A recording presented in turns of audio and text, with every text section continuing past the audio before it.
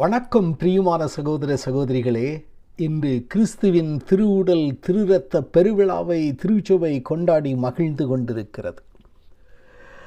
எங்கள் சபை நற்கருணை சபை.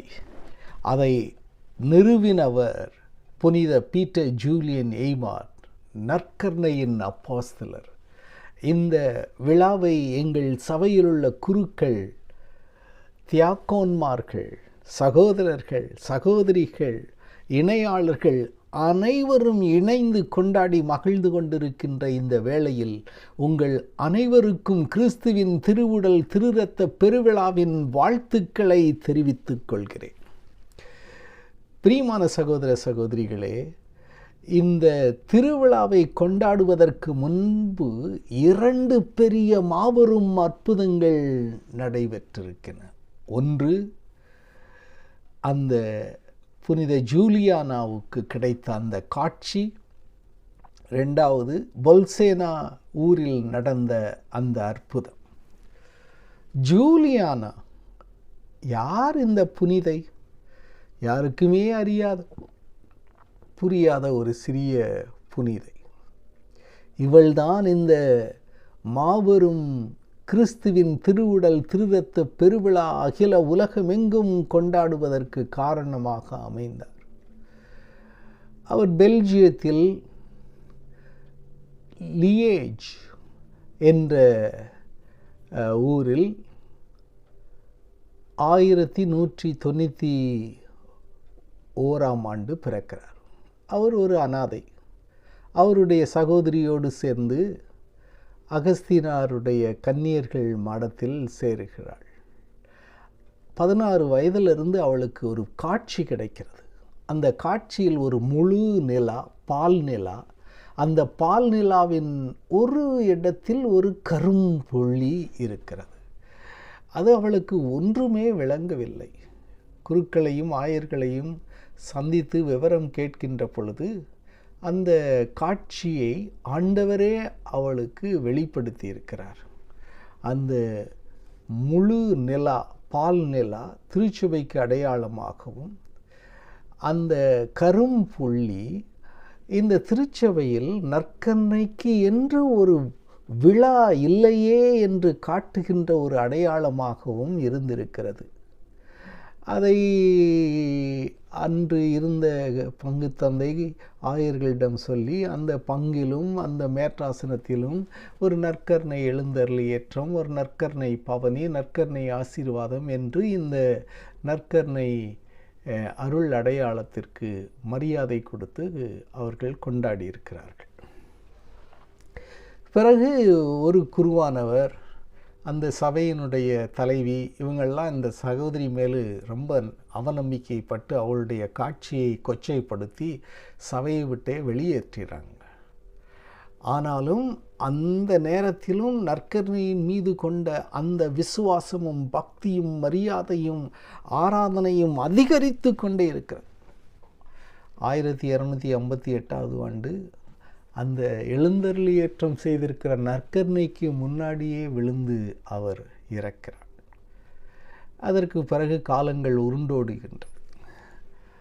ஜெர்மனியிலிருந்து ஒரு குருவானவர் ரோமாபுரிக்கு பாத யாத்திரையாய் வருகிறார். அங்கே வருகின்ற பொழுது ரோமுக்கு முன்னாடி ஒரு சின்ன ஊர் இருக்குது, பொல்சேனா. அங்கே போகிறார்.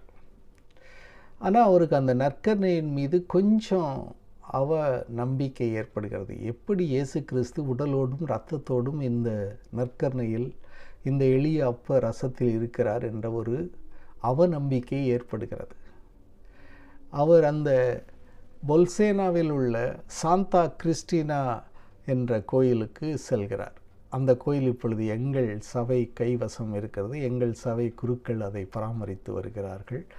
அங்கே திருப்பலி ஆற்றுகின்ற பொழுது அவருடைய கரங்களில் இருந்த அந்த அப்பத்திலிருந்து இரத்தம் வழிந்தோடி கரங்களின் வாயிலாக அந்த மேலையில் அந்த விரிக்கப்பட்ட துயில், அந்த கார்போரல் மீது அந்த இரத்தம் விழுந்து அதை நனைத்து பீடத்திலிருந்து கீழே விழுந்து அந்த கற்களை எல்லாம் நனைக்கிறது. உடனே எல்லாருக்கும் ஆச்சரியத்திலும் ஆச்சரியம். அற்புதம். அந்த அவநம்பிக்கை பட்டிருந்த பராக்கா பேதுரு என்ற தந்தை நற்கேனின் மீது விசுவாசம் கொள்கிறார். அப்பொழுது போப் உருபன், 4வது உருபன், அவர் அங்கே ஓர்விட்டா என்ற ஒரு பெரிய நகரம் இருக்கிறது, மலை நகரம். அதன் மீது புனித மரியாளுக்கென்று ஒரு மாபெரும் ஆலயம் கட்டியிருக்கிறார்கள். அந்த ஆலயத்திற்கு 3 முறை செல்ல எனக்கு ஒரு வாய்ப்பு கிடைத்தது. அந்த ஆலயத்தில் போப்பாண்டவர் தங்கியிருக்கிறார். இவர்கள் இந்த இரத்தம் படிந்த இந்த துணியை எடுத்து கொண்டு சென்று காட்டுகின்ற பொழுது அதை பார்த்து அவர் ஆராதனை செய்து அதை பெரிய இறையியலாளர்களுக்கும் அறிஞர்களுக்கும் இதை ஆராய்ச்சி செய்ய சொல்லுகின்ற பொழுது அவர்கள் இது இது இது கிறிஸ்துவனுடைய இரத்தம் என்று அறிக்கையிடுகின்ற பொழுது அவர் அந்த ஜூலியானாவை நினைத்து அவளுக்கு கிடைத்த அந்த காட்சி, திருச்சபையில் எத்தனையோ திருவிழாக்கள் இருந்தும் இந்த பெரும் அருள் அடையாளமாகிய நற்கருணையை கொண்டாட, அவருடைய பிரசன்னத்தை கொண்டாட ஒரு விழா இல்லையே என்ற அந்த ஏக்கத்தை தணித்து இந்த விழாவை அகிலம் உலகமெங்கும் பிரகடனப்படுத்துகிறார். அது அது 1264வது ஆண்டு. அதற்கு பிறகாக தாமஸ் அக்வினாஸ் அவர்களை எல்லாம் அழைத்து இந்த நற்கருணைக்கென்று வழிபாட்டு ஜெபங்களையும் பாடல்களையும், அந்த நித்திய ஸ்துதிக்கிரியை என்ற பாடல், இதுகளையெல்லாம் அவர் எழுத பணிக்க அவர் எழுதியதுதான் இன்று வரை நாம் ஜெபித்து கொண்டிருக்கிறோம். அந்த ஜெபத்தில் ஆழ்ந்த இறையியலும் கவியும் அதில் அந்த மறை உண்மையும் புகழ்ச்சியும் நிறைந்திருப்பதை பழைய போப் பெனடிக்ட் XVI பாராட்டியிருக்கு. அதிலுடைய இயேசுவினுடைய பிரசன்னம், பிரியமான சகோதர சகோதரிகளே, திருச்சபையின் தொடக்கத்திலிருந்தே இயேசு கிறிஸ்து மெய்யாகவே இந்த நற்கருணையில் பிரசன்னமாய் இருக்கிறார் என்று விசுவாசித்தார்கள். அது ஒரு வெறும் அடையாளமாகவோ ஒரு உருவகமாகவோ அல்ல, உயிருள்ள பிரசன்னம் என்று விசுவாசித்தார்கள். அப்போஸ்தலர்கள் படிப்பினையிலிருந்து சொல்லப்பட்டிருக்கிறது, யாரும் திருமுழுக்கு பெறாத யாரும் இந்த நற்கருணையில் உண்டு குடிக்கக்கூடாது என்று சொல்லப்பட்டிருக்கிறது. அப்படி என்றால் அது அது ஒரு ஒரு ஒரு ஒரு ஒரு ஒரு ஒரு மரியாதைக்குரிய உணவு என்று கருதினார்கள்.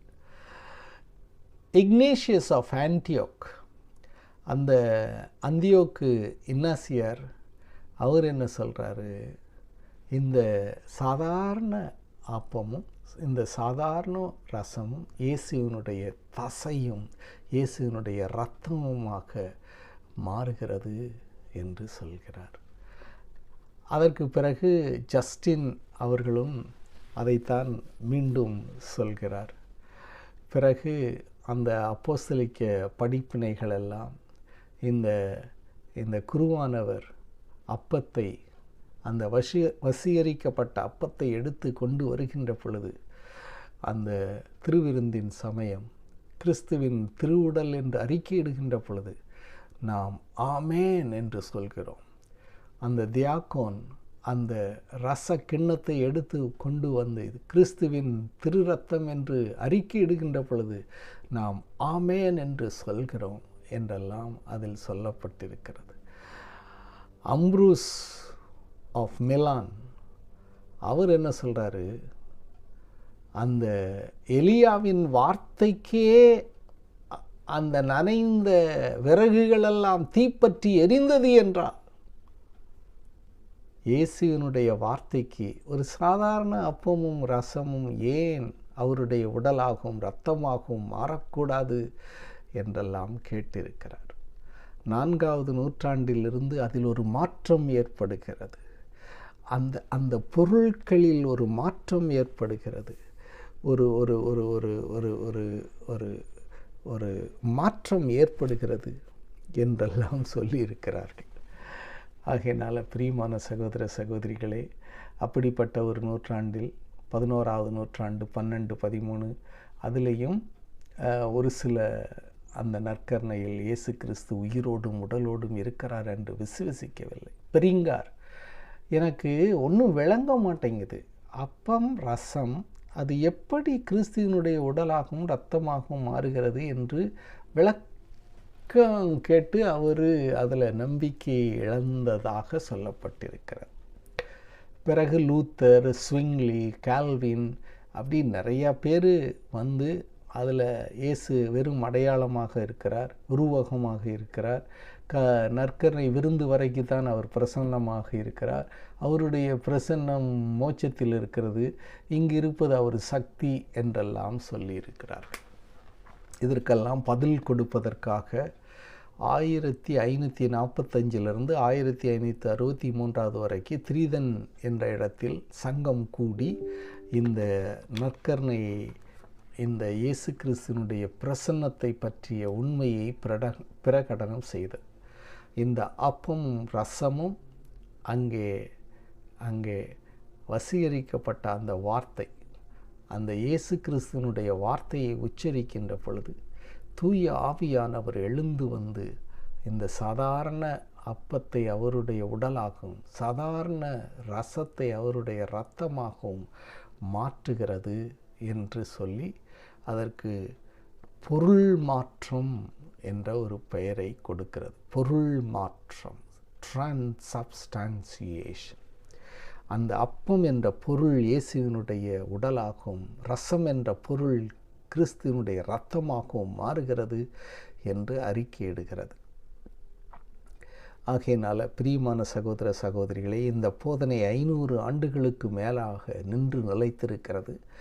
இன்னும் கோடான கோடி மக்கள் அதன் மீது விசுவாசித்து ஆண்டவர் உயிரோடும் உடலோடும் இரத்தத்தோடும் இறைத்தன்மையோடும் மனிதத்தன்மையோடும் பிரசன்னமாய் இருக்கிறார் என்று விசுவசிக்கிறார்கள். இன்றைய முதல் வாசகம் அந்த உடன்படிக்கையின் இரத்தத்தை பற்றி பேசுகிறது. அந்த இரத்தம் மிருக இரத்தம், அது அது அது சிந்தப்பட்டு அந்த இரத்தத்தினாலான ஒரு உடன்படிக்கை, நீ என் மக்கள் நான் உன் கடவுள் என்று. ஆனால் இயேசு கிறிஸ்து தன்னுடைய சொந்த இரத்தத்தை சிலுவையில் சிந்தி அந்த புதிய உடன்படிக்கையை ஏற்படுத்தி ஒரு முத்திரையை குத்துகிறார். பிரியமான சகோதர சகோதரிகளே, இன்றைய சங்கீதமும் 2வது வாசகமும் இந்த புதிய உடன்படிக்கையின் முத்திரை இயேசு கிறிஸ்துவினுடைய இரத்தத்தினால் ஆனது. மனித இரத்தம், அது ஒரு மிருக இரத்தம் அல்ல என்று சொல்கிறது.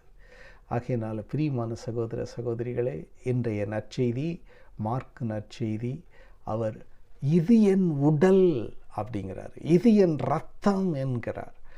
ஆகையினால் அது ஒரு சாதாரண ஒரு அடையாள பொருள் அல்ல, ஒரு நினைவாக்க பொருள் அல்ல.